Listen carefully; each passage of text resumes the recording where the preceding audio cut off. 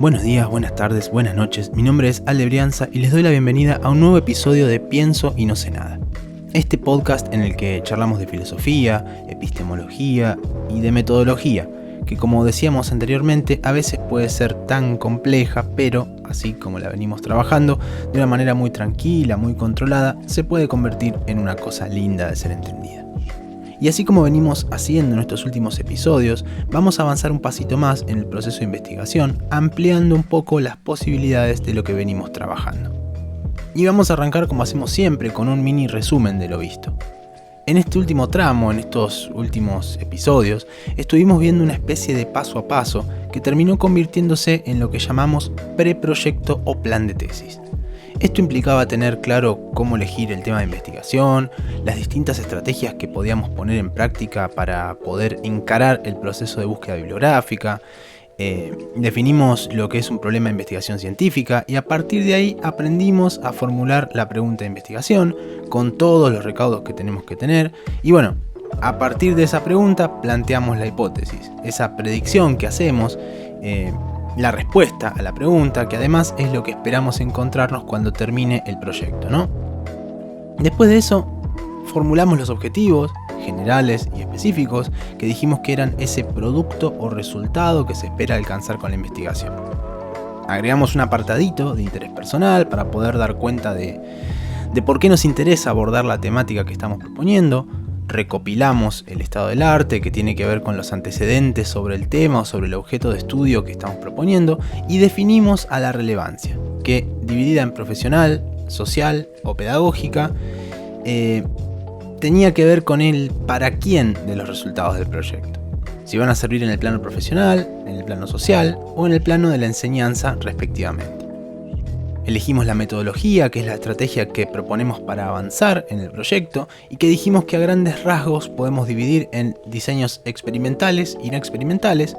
Y por último propusimos el cronograma, que se supone, muchas comillas, que evidencia las estimaciones de tiempo que estamos pensando para cada instancia del proyecto. Hasta acá, todos estos elementos, como decíamos recién, conforman al preproyecto o plan de tesis, que es este documento con el que presentamos de manera ordenada todo el planteo del proyecto de investigación. Bien, con todo esto en mente, vamos a avanzar y dedicarle este episodio al marco teórico, que nos va a prestar todos los conceptos, toda la teoría, valga la redundancia, con la que vamos a encarar nuestro proyecto y apoyar nuestra propia posición respecto al tema que estamos investigando. Y bueno, por supuesto, para poder avanzar tranquis, vamos a tener que tener frescas estas cuestiones que ya vimos relativas al preproyecto o plan de tesis, porque además, en este punto, hacemos un quiebre entre la primera y la segunda parte del proyecto de investigación. Porque si bien lo dijimos de manera soslayada, ahora que ya lo transitamos, podemos decirlo. Podemos decirlo de manera explícita, me refiero. Todos esos elementos que presentamos en ese plan de tesis conforman a la introducción del proyecto de investigación, que es la primera parte de todo proyecto. A esas partes le siguen el desarrollo y las conclusiones. Y bueno, el marco teórico es la primera parada de esta segunda parte que es el desarrollo. Pero bueno, vamos por partes, como diría Jack. De hecho, antes de meternos de lleno, como siempre solemos decir en este momento, sea por donde sea que estén escuchando, si YouTube, Spotify o cualquiera de las plataformas de podcast, primero que en lo posible no se olviden de suscribirse al canal, de dar follow y de darle a la campanita para que les lleguen los episodios nuevos. Y después, bueno, ya es como un mantra a esta altura, pero todo está relacionado con todo, con lo cual una vez más la invitación que hacemos es a que si pueden hacerse el momento, hagan el recorrido completo para no quedarse afuera de ninguna referencia.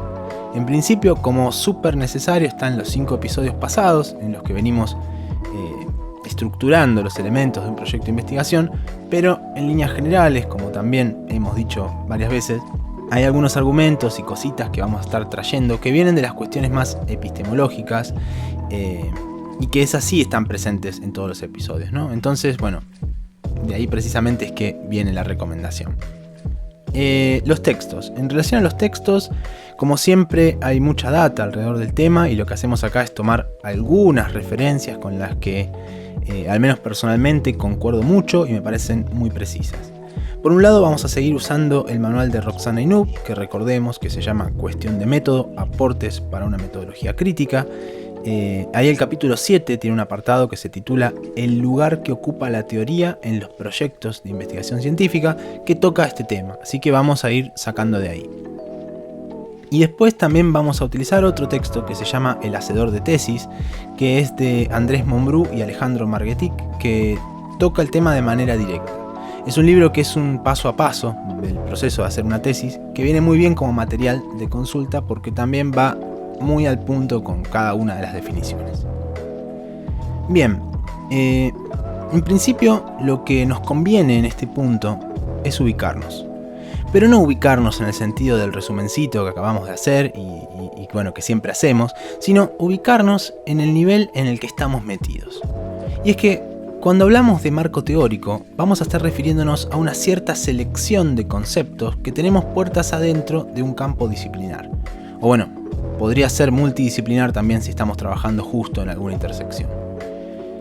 Ahora vamos a volver a definirlo con más detalle, pero lo que me interesa que quede claro en este punto es que estamos focalizando a nivel micro.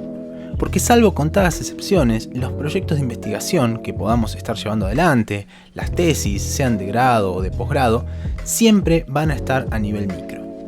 En relación a esto, Roxana Inoub, ella habla de la escala de los procesos de investigación, donde sí, estos proyectos que uno puede llevar adelante son la escala micro, como decíamos recién. Después tendríamos a la escala meso, una escala intermedia, donde lo que encontramos son los grandes programas de investigación, aunque por ahí no en el sentido estricto en el que lo planteaba Lakatos, sino en un sentido más contemporáneo, ¿sí? De una alineación fuerte de recursos y de voluntades, que en general las dispone o el Estado Nacional o alguna agencia de investigación, o hasta incluso podría ser una agenda más amplia de alguna organización internacional. Y bueno, estos programas de nivel meso lo que alinean, lo que reúnen son precisamente a estos proyectos de nivel micro. Voy a poner un ejemplo que por ahí nos ayuda a entenderlo. Hace unos años existió lo que se llamó Plan Argentina Innovadora 2020, que desde el Ministerio de Ciencia y Tecnología establecía una serie de lineamientos estratégicos para el desarrollo científico entre los años 2012 y 2015. Este era un plan a nivel nacional, pero que funciona y encaja perfecto con esa categoría de nivel meso de la que hablamos recién. Porque en el documento se postulaban como líneas preferenciales a la nanotecnología, la biotecnología y el desarrollo de las TICs. Y plantear eso no hace ni más ni menos que agrupar a distintos proyectos de nivel micro que entren dentro de esas categorías. Y aunque tal vez esos proyectos no tienen en principio nada que ver entre sí, porque puede haber equipos que ni se conozcan, ni sepan a veces que existe otra iniciativa en otro centro de investigación, en realidad están emparentados por el tema y porque seguramente compartan bibliografía, conceptualizaciones y demás. Bueno, comparten marcos teóricos. No nos olvidemos que estamos hablando siempre de esto y que de ahí salimos, ¿no? No es que nos fuéramos por las ramas, pero bueno, para resumir, entonces tenemos nivel micro, proyectos, y nivel meso, programas. Por encima de todo eso, encontramos lo que se llama nivel macro, que en cuestión de escala nos enfrenta con el desarrollo histórico de una disciplina científica. Es que, si nos ponemos a pensar, esto no es ni más ni menos que la historia del desarrollo de un proceso de investigación determinado.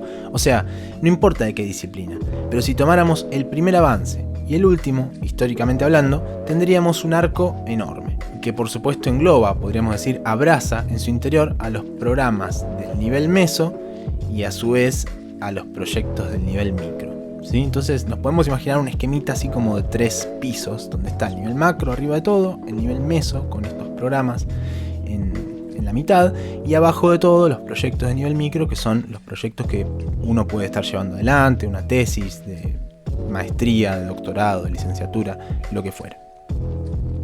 Dicho esto, ahora sí podemos volver un poquito para atrás y retomar esto de que, salvo contadas excepciones, los proyectos de investigación que podamos estar llevando adelante, las tesis, sean de grado, de posgrado, lo que decíamos recién, siempre van a estar a nivel micro, y es ahí donde tenemos que ubicarnos. Porque el marco teórico es una toma de posición teórica, ¿sí? El marco teórico es una toma de posición teórica que, por supuesto, va a dialogar e interactuar con los otros niveles, pero principalmente se va a posicionar en este nivel micro. Y me quedo acá un momento porque esto, ojo, en realidad no quiere decir que no tengamos que contemplar lo que pasa conceptualmente en los otros niveles, porque obviamente todo lo que hagamos, hasta incluso tiene cierto grado de dependencia de lo que pasa en los niveles superiores, pero a lo que apunto con mi comentario es al volumen de la teoría que vamos a estar manejando, porque siempre está esa duda de ok, yo voy redactando el marco teórico, como desenrollando ese ovillo de lana, ¿no? Pero ¿hasta dónde tengo que llegar con ese hilo? Porque claro, si uno sigue y sigue y sigue, todo está apoyado sobre algo anterior y así no hay límite. Y es ahí precisamente a donde apunto cuando digo que tenemos que estar conscientes del nivel en el que estamos trabajando. Si estamos a nivel micro, el marco teórico, vamos de nuevo, el volumen del marco teórico tiene que ser acorde a eso. Y ahora sí, porque le venimos esquivando el bulto, pero ya medio que llegó el momento, vamos a definir un poquito más en profundidad qué es el marco teórico.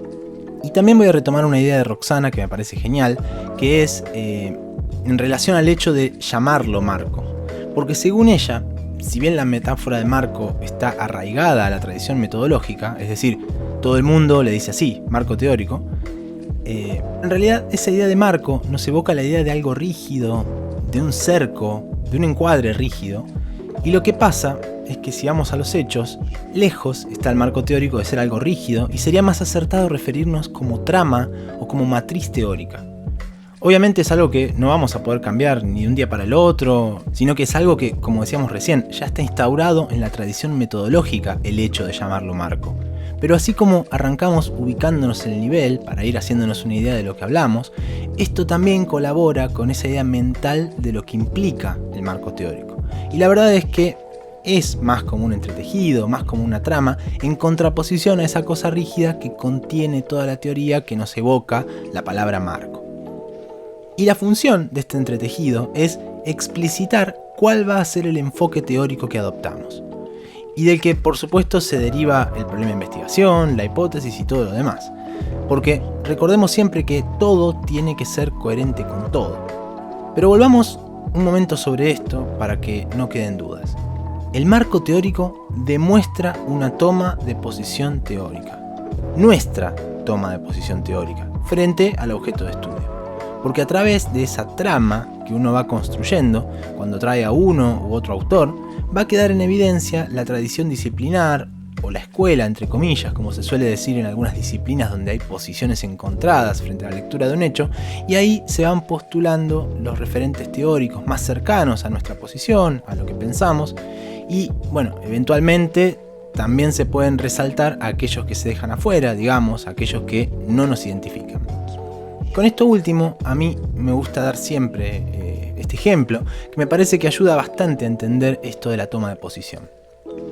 Si estuviéramos armando el marco teórico de una investigación sobre algún acontecimiento de la historia, digamos de la historia reciente de Argentina, si levantamos la cabeza, miramos las fuentes que hay sobre la mesa, nos vamos a encontrar distintas visiones sobre los mismos temas.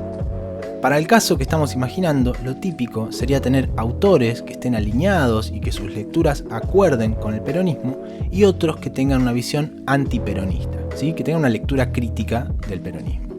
Entonces, a partir de acá, lo que nos va a tocar como investigadores es tomar una posición que puede ser una u otra dependiendo de nuestra propia postura, ¿sí? Dependiendo de lo que pensemos.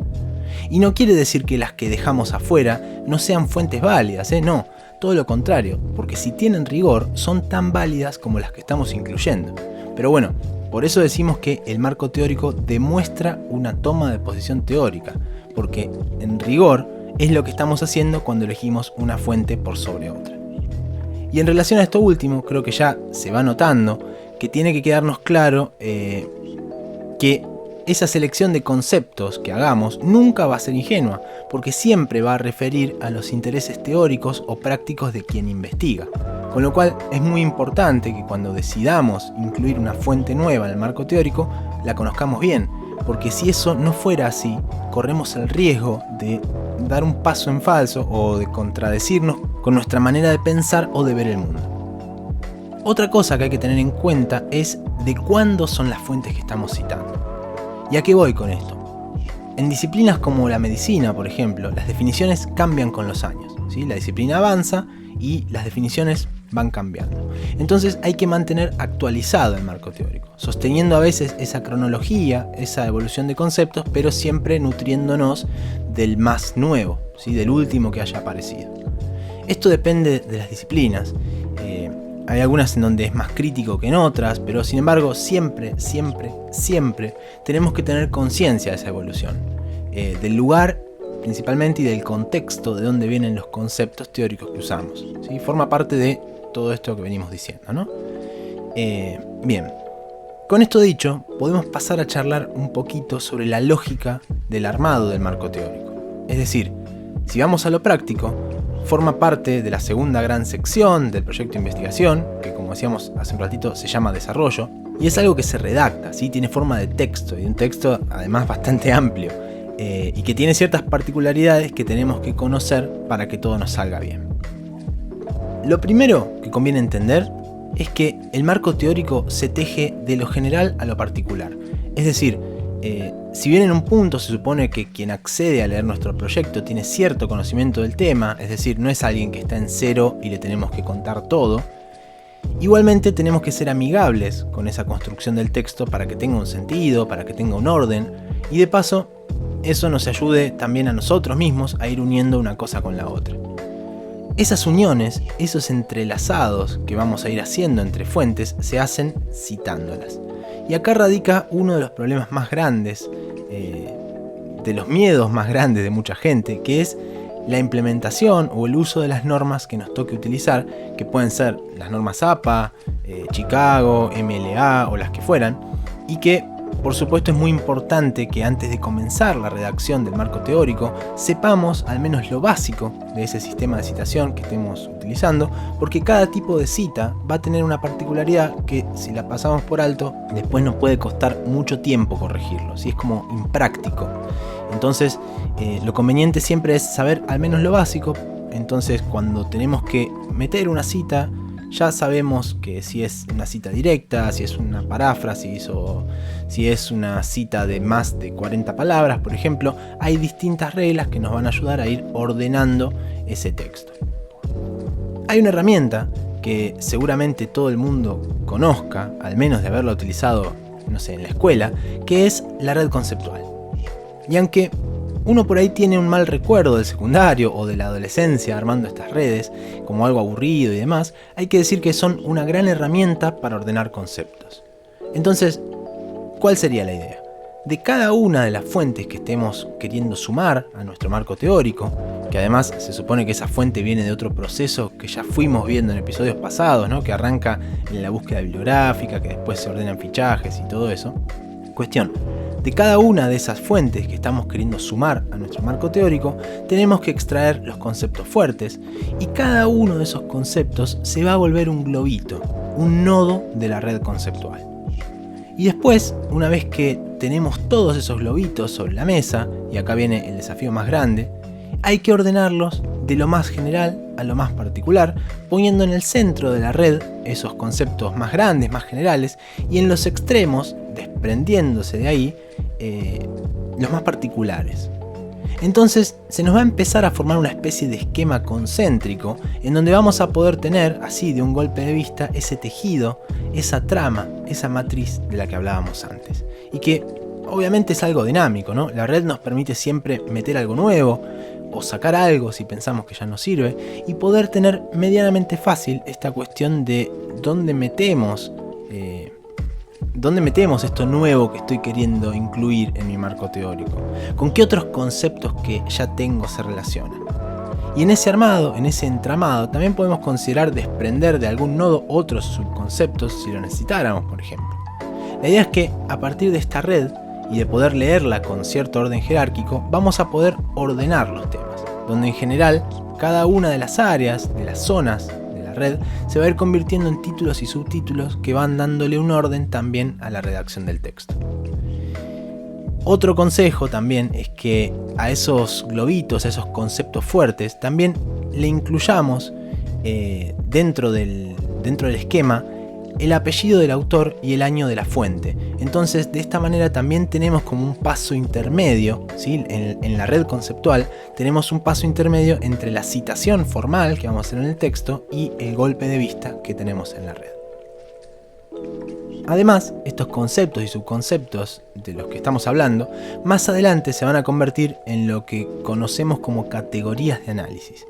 Y esto se los comento, pero no nos vamos a adelantar, como a veces digo, vamos a profundizarlo y a retomarlo más adelante.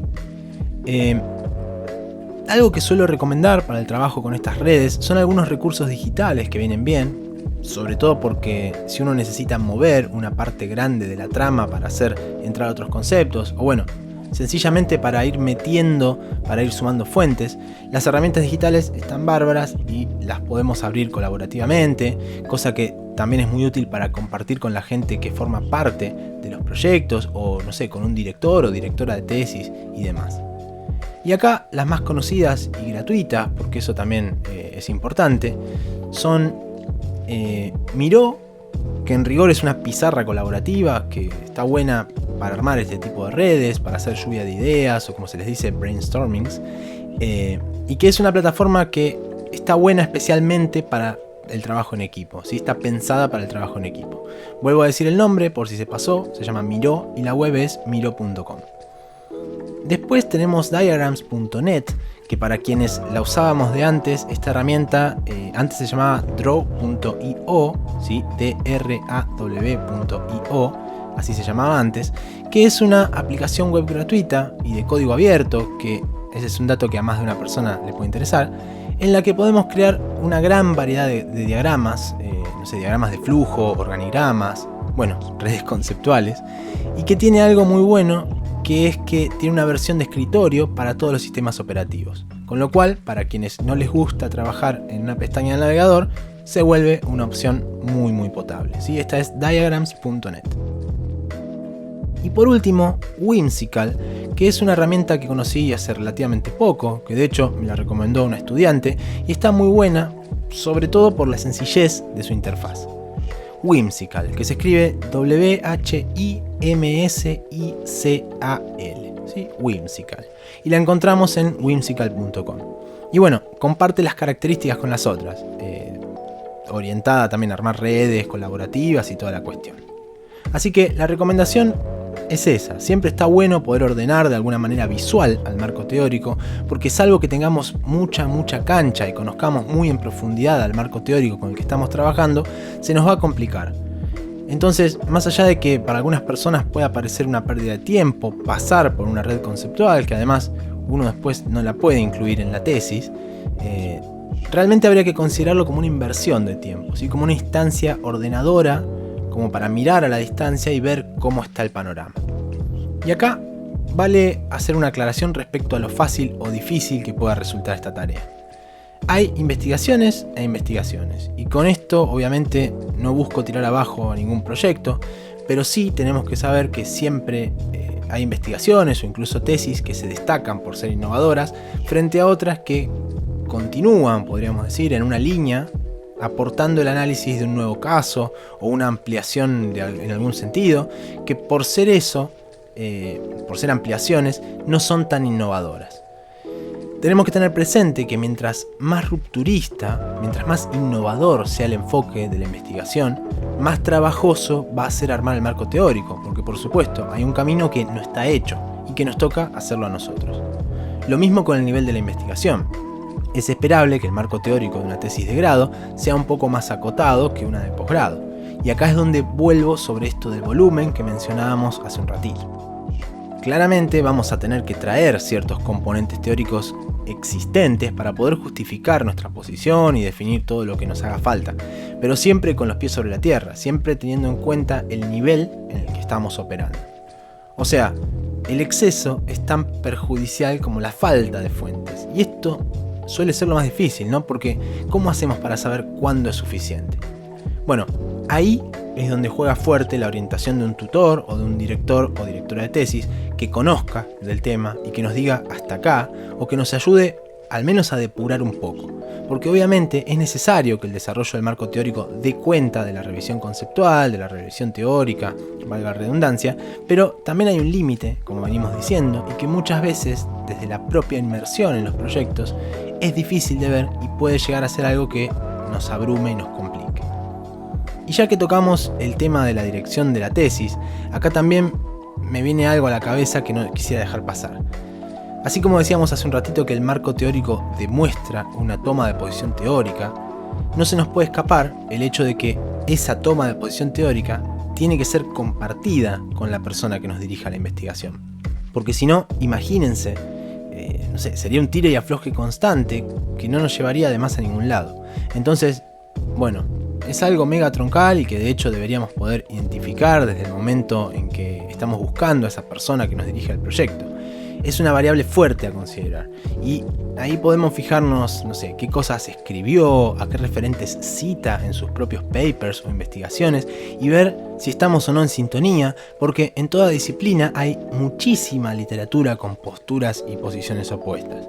Y eso implica que hay muchísimas personas con posturas opuestas, que es lo lindo de los congresos, ¿no? Esas agarradas que hay a veces entre una escuela y la otra. Entonces, bueno, mínimo deberíamos fijarnos que la persona que estamos eligiendo para trabajar, que estamos eligiendo para que nos guíe en nuestro proceso, comparta la misma forma de ver el mundo que nosotros, ¿no? Y para ir cerrando, antes les había comentado del libro El hacedor de tesis, de Andrés Monbrú y Alejandro Marguetic, y me gustaría traer algo acá que me parece que va como muy al punto y nos sirve también como puerta de entrada para el repasito final que siempre hacemos.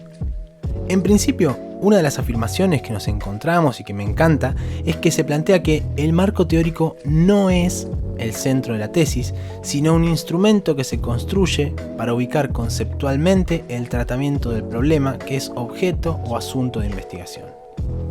El marco teórico no es el centro de la tesis.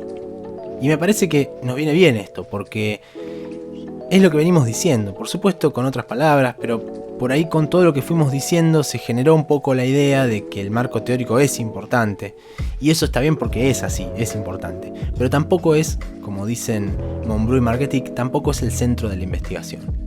Como venimos mencionando en todos los episodios, lo troncal es el conjunto en sí mismo, porque cada elemento cumple su rol, pero si tuviéramos que hablar del motor, de aquello que nos pone en movimiento en un proyecto de investigación, eso siempre va a estar en relación al problema y a la contrastación de la hipótesis, ¿no? Es decir, a esa búsqueda a la que le dedicamos ni más ni menos que la investigación. Y con esto llegamos al momento de recapitular, de mirar un poquito para atrás y de volver sobre lo que fuimos planteando durante el episodio.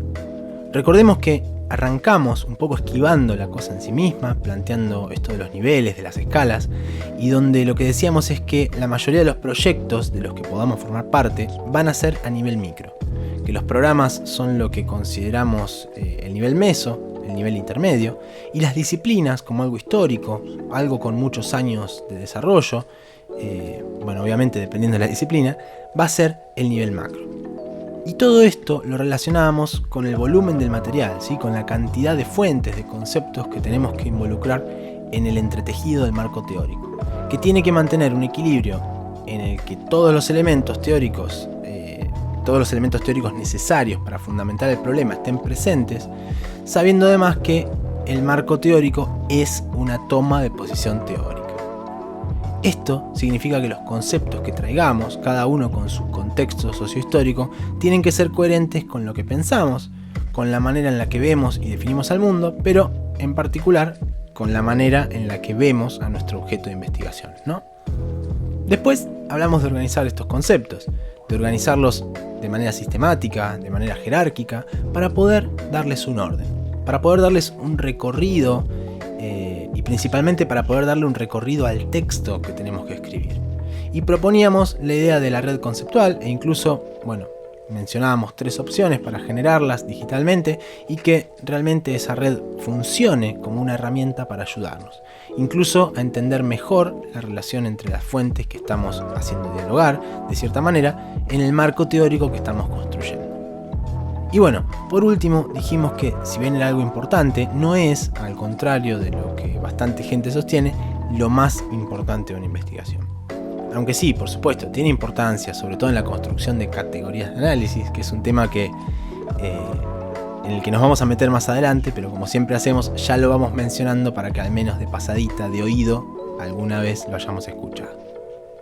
Y bueno, una vez más, llegamos al final del episodio y por supuesto tenemos los mensajes abiertos, más que nunca, sobre todo por si saben de algún otro recurso, alguna otra herramienta, otra manera de pensar o de considerar el marco teórico. Todo es bienvenidísimo en el contexto de este espacio, que como saben y como siempre les digo, es una propuesta que sale de mi parte, pero que se termina de significar en el intercambio con ustedes, ¿sí? En tanto en cuanto a alguien que está del otro lado escuchando le sirva y le haga sentido para ir avanzando en todo este mundo relacionado a la investigación científica. Hace poco tuve un par de mensajitos y de gente que se contactó por Twitter, por correo, y con quienes terminamos charlando de cosas puntuales y, bueno, espero que con resultados positivos en sus procesos. Cuando pasa, esas cosas están buenas, me gusta mucho, así que también en ese sentido aliento a que se contacten, a que no dejen de preguntar si tienen alguna duda y demás. Y bueno, nada, dejando la nostalgia, una vez más les agradezco por llegar hasta acá, por el interés, por la paciencia, la buena onda, la compañía. Vuelvo a decirles que si están en Spotify pueden darle follow, y lo mismo si están escuchándolo en YouTube, pueden suscribirse y darle a la campanita para que les llegue la notificación y les avise con cada nuevo episodio. Y si no, en Twitter también podemos vernos, que siempre aviso a medida que salen los episodios. Ahí me encuentran como @alebrianza. Recuerden también que si estos episodios les vienen bien para sus clases, seminarios o lo que fueran, pueden usar lo que necesiten porque todo está a su entera disposición. Soy Alebrianza, gracias por acompañarme en esto que se llama Pienso y no sé nada. Hasta la próxima.